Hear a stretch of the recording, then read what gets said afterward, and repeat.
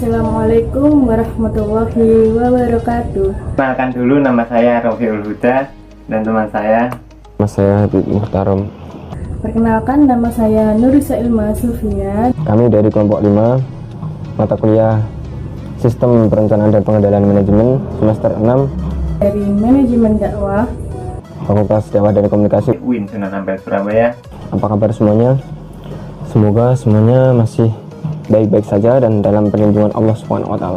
Berhubung dengan adanya wabah penyakit yang menyerang kita semua, yaitu virus corona, kita harus tetap bersyukur karena kita masih diberi kesempatan untuk belajar, meskipun pembelajaran kali ini tidak seperti biasa yang kita lakukan dalam kelas.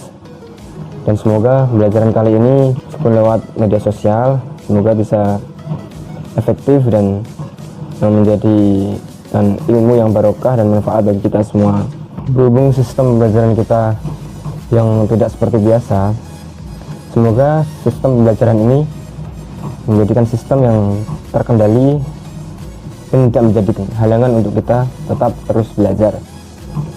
Dalam materi kali ini di kelompok 5, kami akan membahas mengenai sistem pengendalian formal yang dilakukan oleh perusahaan. Apa sih yang dimaksud dengan sistem? Ya, sistem adalah kelompok komponen-komponen yang saling berhubungan satu dengan yang lain dan berintegritas untuk melakukan kegiatan yang dimana kegiatan itu dalam keseluruhan menjadi satu kesatuan yang utuh. Dan menurut Marciarello, ada dua bentuk sistem yang berlaku dalam perusahaan. Itu yang pertama ada sistem secara formal, dan yang kedua sistem tidak formal atau informal. Dan kali ini kita akan membahas mengenai sistem yang formal, sistem yang terbiasa ataupun secara prosedur dilakukan oleh perusahaan. Sistem formal adalah sebuah sistem yang berkaitan dengan otoritas, dan dimana sistem tersebut itu mendeskripsikan mengenai struktural maupun kebijakan dan prosedur yang harus diikuti oleh anggota dalam suatu organisasi. Jadi sistem formal ini tidak serta-merta ada dan tidak serta-merta dilakukan. Jadi sistem ini telah tertulis ataupun ada dengan secara formalnya, itu menjadikan prosedur yang harus dilakukan di dalam perusahaan. Jadi sistem formal ini akan mempermudah kita untuk melakukan ataupun menjalankan program-program yang sudah kita rencanakan, yaitu dengan menjalankan tugas-tugas yang setelah didelegasikan, yaitu dengan merencanakan ataupun mengelola strategi dalam untuk menuju tujuan bagaimana yang telah ditetapkan oleh organisasi. Dan sedangkan sistem informal ataupun sistem yang tidak formal adalah sistem yang lebih berdimensi ataupun hubungannya hanya antar pribadi dan tidak ditunjukkan dalam struktur organisasi yang formal ataupun tertulis, atau tidak adanya kesepakatan ketentuan bersama dalam suatu organisasi atau perusahaan. Pengendali adalah suatu proses penetapan standar dengan menerima umpan balik berupa kinerja sesungguhnya dan mengambil tindakan jika kinerja tidak sesuai dengan apa yang telah direncanakan. Dapat disimpulkan bahwa pengendalian adalah suatu proses mengarahkan organisasi untuk mencapai tujuan yang telah direncanakan. Pengendalian itu perlu karena dengan adanya pengendalian dapat menjamin aktivitas yang ada di organisasi agar dapat berjalan sesuai dengan tujuan yang telah ditetapkan oleh organisasi. Suatu sistem pengendalian terdapat beberapa elemen, maka pengendalian tersebut dapat berjalan dengan baik. Elemen-elemen tersebut adalah yang pertama, sensor atau detektor, yakni suatu alat untuk mengidentifikasi apa yang sedang terjadi di dalam suatu proses kinerja yang ada di dalam organisasi. Yang kedua adalah asesor, yakni suatu alat untuk menentukan ketepatan, biasanya ukurannya dengan membandingkan kenyataan dan standar yang telah ditetapkan. Yang ketiga adalah efektor, yaitu alat yang digunakan untuk mengubah sesuatu yang diperoleh dari asesor. Yang keempat adalah jaringan komunikasi, yaitu alat yang mengirimkan informasi antara detektor dan asesor, kemudian dari asesor ke efektor. Adanya manajemen dalam suatu organisasi atau perusahaan adalah untuk proses perencanaan, pengorganisasian, kepemimpinan, serta pengendalian pekerjaan anggota organisasi dan pengendalian sumber daya organisasi untuk mencapai tujuan organisasi. Proses pengendalian manajemen dalam hal ini adalah proses yang menjamin anggota satu unit usaha melakukan apa yang telah menjadikan strategi perusahaan. Oke teman-teman, yang selanjutnya yaitu adalah formal. Formal menurut bahasa diambil dari bahasa Latin yang yakni form, yang artinya adalah bentuk. Maksudnya adalah suatu peraturan yang sudah valid yang diterapkan pada suatu organisasi tertentu, kelompok masyarakat, desa, kota, dan sebagainya. Menurut ilmu, formal adalah suatu kedisiplinan yang terkait dengan sistem formal. Misalnya seperti linguistik, matematika, sistematis, logika, dan sebagainya. Di kesimpulan dari sistem pengendalian formal yang dilakukan oleh perusahaan itu, yaitu sistem pengendalian yang berdasarkan program suatu organisasi dengan disertai adanya anggaran-anggaran untuk bisa menjalankan operasi yang telah ditetapkan ataupun pengukuran seperti apa yang akan dilakukan agar nantinya pada akhir periode ataupun biasanya yang dalam organisasi itu dalam akhir tahun agar bisa didapatkannya analisis ataupun laporan dalam organisasi tersebut. Pemrograman. Penyusunan program adalah proses pengambilan keputusan mengenai program-program yang akan dilaksanakan oleh organisasi dan penafsiran tentang jumlah sumber-sumber yang akan dialokasikan kepada tiap program tersebut. Program menggambarkan kegiatan-kegiatan yang akan dilakukan organisasi dalam rangka pelaksanaan strategi yang telah ditetapkan. Pemrograman sendiri termasuk dalam perencanaan jangka panjang, karena pemrograman ini mencakup kegiatan-kegiatan yang luas dalam periode tertentu atau beberapa tahun ke depan. Adapun kegiatan dalam pemrograman adalah yang pertama, meliputi persiapan dan analisis susulan program baru yang membuat beberapa keputusan tentang program tersebut. Yang kedua, analisis terhadap program yang sedang berjalan dengan sasaran memperbaiki profitabilitas dari program tersebut. Yang ketiga, sistem yang mengkoordinasi program yang terpisah untuk mengoptimalkan fungsi organisasi secara keseluruhan. Anggaran dalam suatu perusahaan. Dalam penyusunan anggaran, tiap program diterjemahkan dalam satuan uang yang sesuai dengan manajer yang bertanggung jawab atas pelaksanaan program tersebut. Dalam penyusunan anggaran, perencanaan diterjemahkan dalam pusat-pusat pertanggungjawaban. Munandar menyatakan bahwa anggaran adalah suatu rencana yang disusun secara sistematis yang meliputi seluruh kegiatan yang dinyatakan dalam bentuk unit atau kesatuan moneter dan juga dalam periode atau jangka waktu tertentu. Hartono berpendapat bahwa anggaran adalah suatu yang tertulis mengenai kegiatan-kegiatan yang akan dilakukan oleh suatu organisasi selama jangka waktu tertentu. Jadi hampir mirip dari yang pertama tadi. Dari kedua pendapat tersebut dapat disimpulkan bahwa anggaran adalah rencana yang menunjukkan bagaimana manajemen mencari, mengelola, mengatur, dan menggunakan uang yang akan digunakan untuk masa mendatang. Selanjutnya yaitu anggaran mempunyai 4 unsur. Di antaranya yang pertama, rencana. Anggaran adalah suatu rencana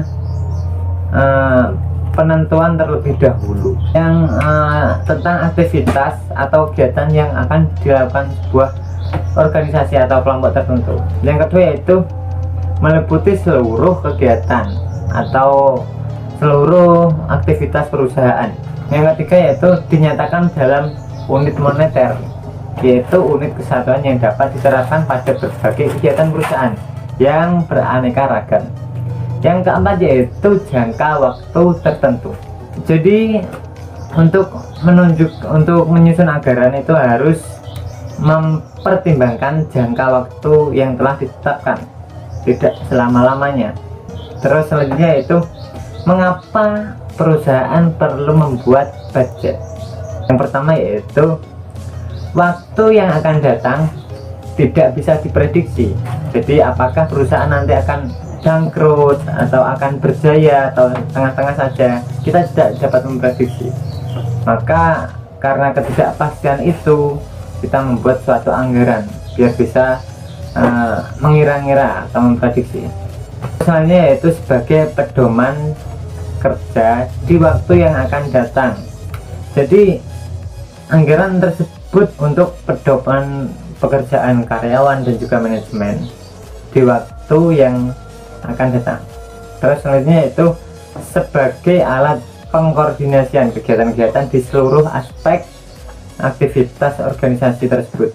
Yang selanjutnya yaitu sebagai alat pengawasan terhadap pelaksanaan atau realisasi di waktu yang akan datang. Horgen dan Harrison menyatakan bahwa gunaan anggaran adalah satu, memberikan arah, di mana sistem anggaran akan memaksa manajer untuk menetapkan tujuan yang realistis. Terus yang kedua yaitu memberikan motivasi kepada pegawai yang menangkap semua pegawai di semua tingkatan untuk mencapai tujuan tertentu. Yang ketiga yaitu mengkoordinasi aktivitas. Anggaran akan mengkoordinasi semua aktivitas perusahaan karena anggaran untuk satu bagian akan mengaruhi bagian yang lain. Yang keempat yaitu membantu dalam melaksanakan evaluasi. Suatu sistem anggaran akan membantu perusahaan dalam melakukan evaluasi apakah tujuan perusahaan itu tercapai atau kurang sedikit atau bahkan gagal total.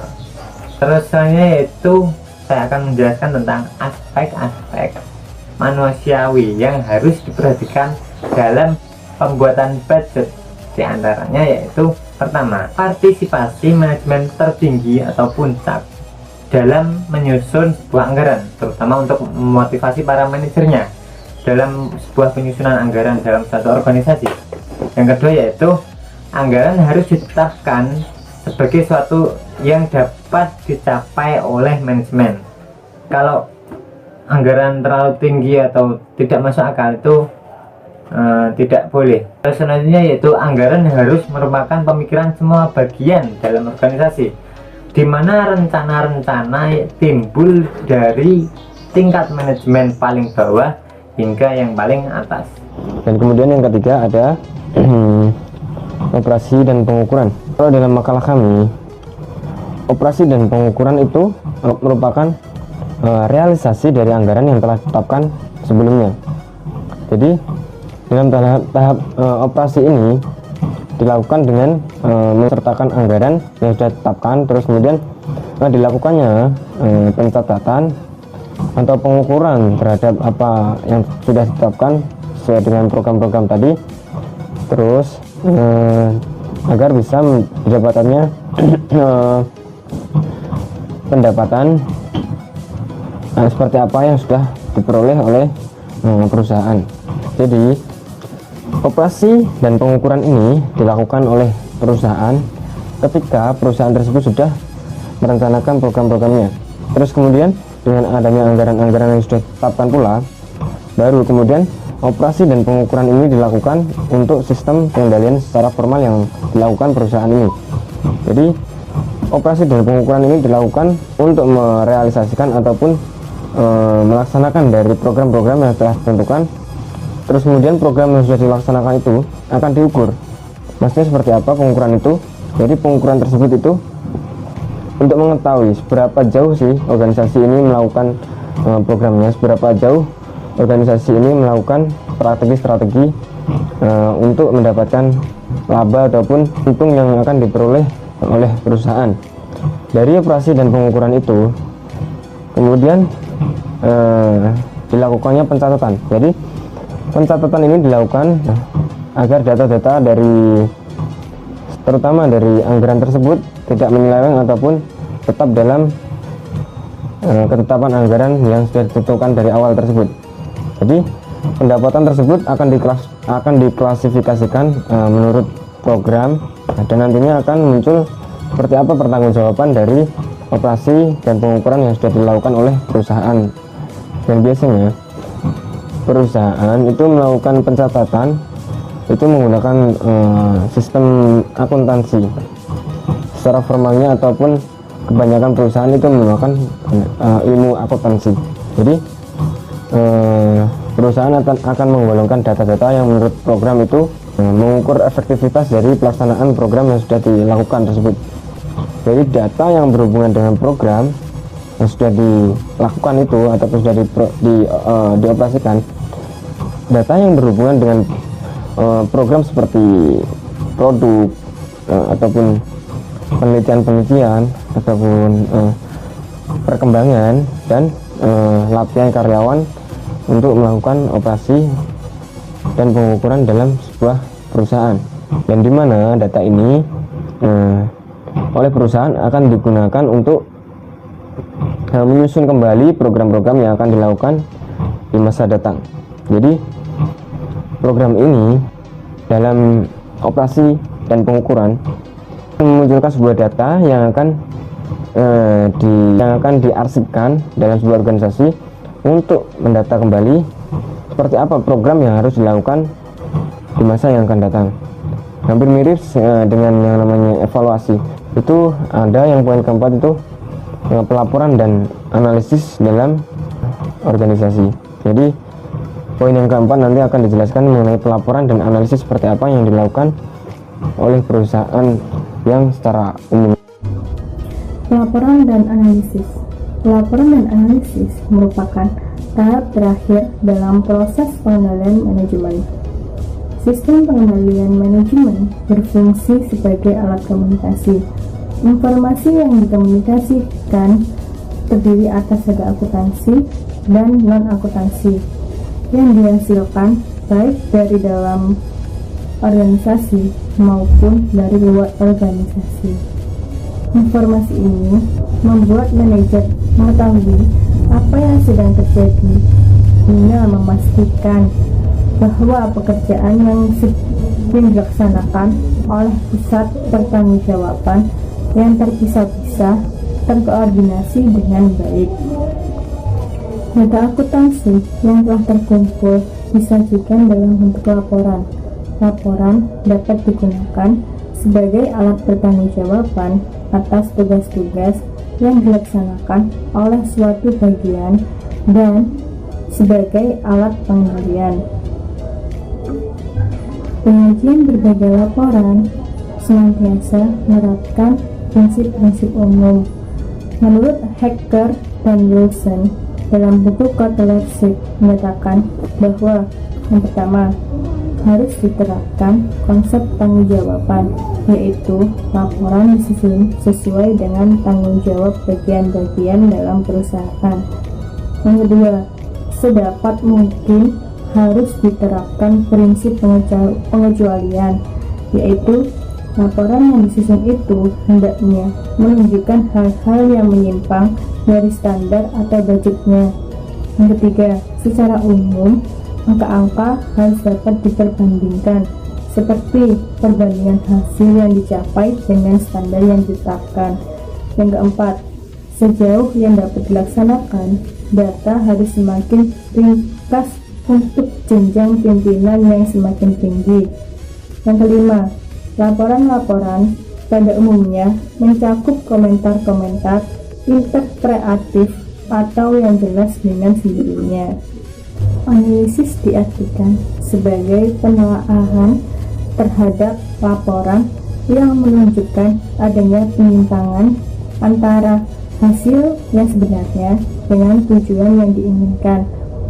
Apabila hasil perbandingan itu menunjukkan adanya penyimpangan yang cukup serius, maka sudah seharusnya manajer menyelidiki dengan seksama untuk mengetahui sebab-sebab yang menimbulkannya dan melakukan tindakan koreksi yang tepat atas berbagai akibat yang timbul.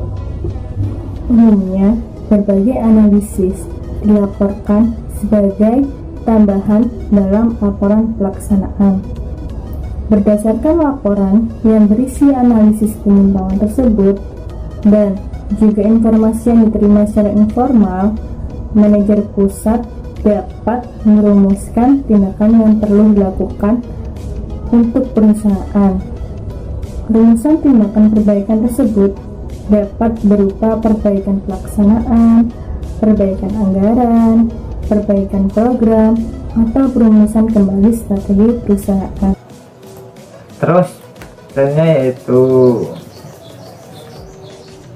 kesimpulan dari pembahasan kali ini adalah bahwa sistem pengendalian formal adalah komponen-komponen yang masing-masing saling berhubungan dengan menerima feedback berupa kinerja berdasarkan program suatu organisasi dengan disertai anggaran-anggaran yang dilaksanakan operasi agar dapat dilakukannya penganalisisan atau juga laporan.